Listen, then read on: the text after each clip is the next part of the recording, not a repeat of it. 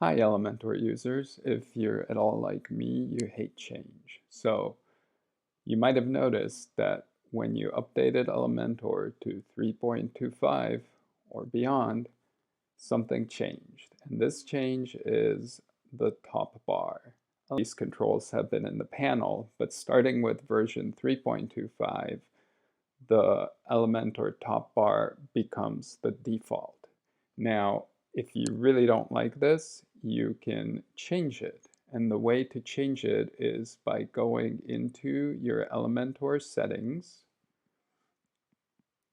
over here, Elementor, and then settings, and then scrolling through the features tab and finding the mention of top bar. And if you change editor top bar from default, which is active, to inactive and click save, then you'll go back to the old panel version of things, which had the update button, the cog, the preview, the site structure on the bottom left here.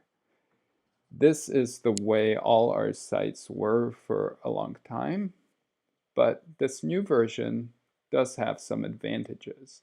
Even though initially I was shocked by it because it's a change and like most people, I don't like change. The more I thought about it and the more I think about it, the more I like it because when you're browsing a site with WordPress, let me show you, you'll notice that your browsing experience, part of your browsing experience is the admin bar. And the admin bar is on the top of the screen over here.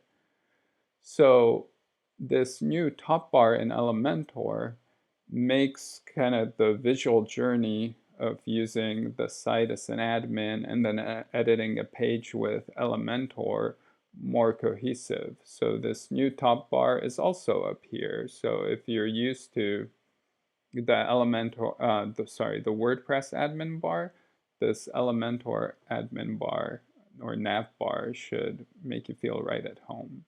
I'm going to quickly go over the buttons in the nav bar. The first thing that took me a while to realize is this Elementor icon is actually a menu.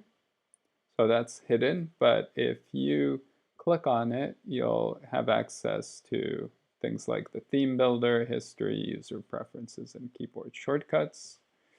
Then if you're editing a widget and you want to go back to the list of widgets on the left here, just click the Add Element button. This icon goes to the site settings that has things like the global font, etc. If you wish to see the site structure, that is, how your containers are organized and what widgets you're using, click on this button. To add notes, you can click here.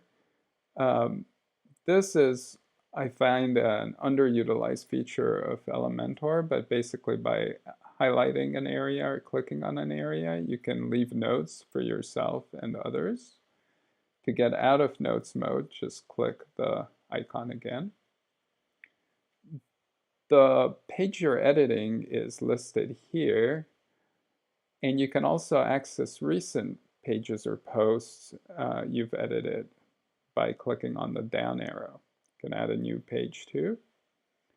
The cog icon comes from down here on the bottom left in the panel menu, and the cog icon is where you can change the preview settings. So if you're editing a template like I am now, you can pick the page that is used as the example for this template by clicking the cog icon. These next buttons take you through the responsive views.